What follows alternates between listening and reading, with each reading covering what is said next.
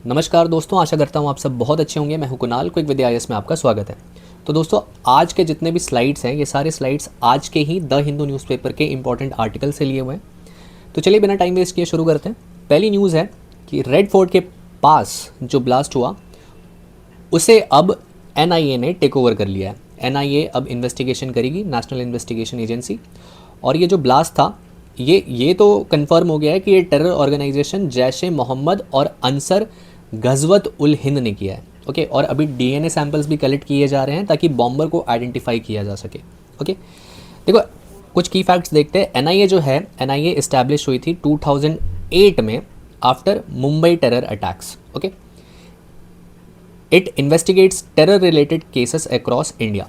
India में जितने भी टेरर रिलेटेड केसेस हैं, एक सेकेंड, जितने भी टेरर रिलेटेड केसेस है एनआईए उसे इन्वेस्टिगेट करती है। Okay, one second, let me put the charger on. हाँ, और होम मिनिस्ट्री जो है किसी भी केस को ट्रांसफ़र कर सकती है एनआईए को अंडर एनआईए एक्ट 2008। ओके, अब देखो जैश ए मोहम्मद क्या है। Jaish e Mohammed Pakistan based terror group है जिसे 2000 में बनाया गया था, और Ansar Ghazwat ul Hind local affiliate of global jihadi groups है। दोनों यूएपीए के अंडर इंडिया में बैंड है। ओके, तो ये थी पहली न्यूज़। ओके, दूसरी देखो, इलेक्टोरल रोल रिवीजन कंट्रोवर्सी। अभी कंट्रोवर्सी चल रही है स्पेशल इंटेंसिव रिवीजन को लेकर।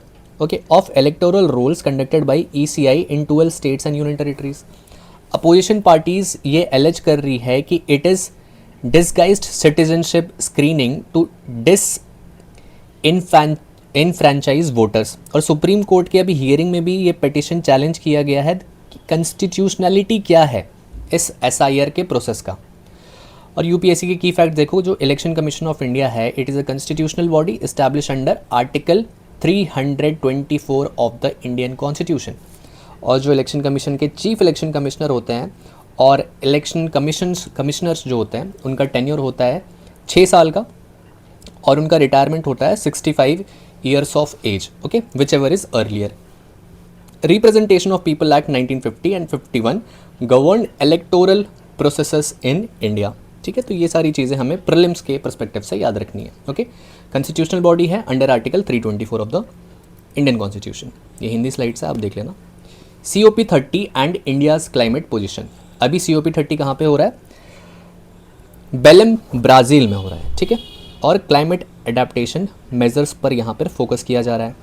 अभी 10th एनिवर्सरी भी है पेरिस एग्रीमेंट का, और इंडिया आर्किटेक्चरल चेंजेस को अपोज कर रहा है यहाँ पर। ओके, इम्फेसिस किस चीज़ पर है? Emphasis on common but differentiated responsibilities.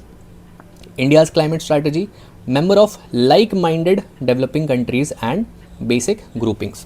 देखो की फैक्ट्स यहाँ पे देखते हैं। जो पेरिस एग्रीमेंट है, पेरिस एग्रीमेंट को अडैप्ट किया गया था 2015 में, और इसे इन्फोर्स किया गया था। It came into force in 2016।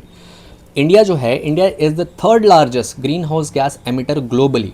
ठीक है, India globally green house gas का थर्ड लार्जेस्ट एमिटर है, और पर कैपिटा एमिशंस जो है it is below global average. Okay, जो बेसिक ग्रुप्स हैं, ओके, वो है Brazil, south Africa, India and China. Okay, Hindi slide आप देख लेना। इसरो का गगनयान मिशन का प्रोग्रेस देखो।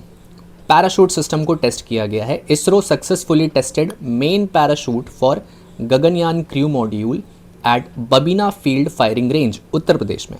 The test validated delayed disreefing scenario between 2 main parachutes. Technical specifications. Gaganyaan parachute system जो है, it has 10 parachutes of 4 different types. ठीक है, 10 पैराशूट्स है इसमें, अलग अलग 4 अलग अलग तरह के। सिस्टम जो है, सिस्टम डिज़ाइन किया गया है with redundancy for safe landing of crew module from space. ठीक है, ताकि जो क्रू है वो स्पेस से सेफली लैंड कर सके। ओके, एंड गगनयान देखो, Gaganyaan is India's first human space flight mission. ISRO established in 1969, Dr. APJ Abdul Kalam was key architect of India's space program. Okay, ये सब चीज़ हमें for UPSC facts, these are the facts which you must know, ठीक है। Gaganyaan is the first human space flight mission. ISRO was established in 1969 and Dr. APJ Abdul Kalam was a key architect of India's space program. ये आप Hindi slide आप देख लेना. बिहार में जो election चल रहे हैं बिल्कुल ही तूफान आ गया. ओके, जो वोटर टर्नआउट है उसने सारे रिकॉर्ड तोड़ दिए हैं. Bihar recorded highest voter turnout since 1951 with 67% polling across two phases. Second phase saw 68.79% turnout indicating strong democratic participation.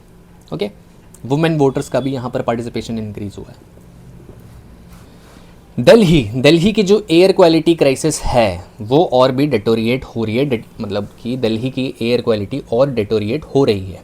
Okay, और ग्रैप 3 को इन्फोर्स कर दिया गया है which is complete ban on construction and demolition activities in Delhi NCR reason.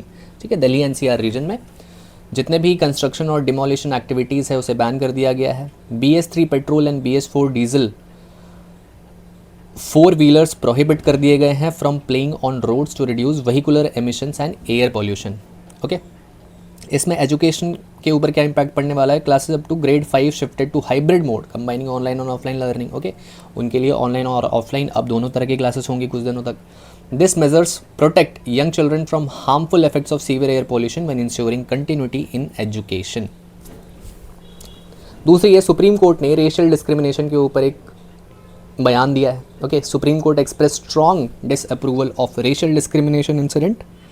Okay, in Delhi where Kerala students were assaulted and mocked. Okay, तो racist comments pass किए गए थे केरला के स्टूडेंट्स को कमेंट्स पर, जैसे सुप्रीम कोर्ट ने कंडेम किया है.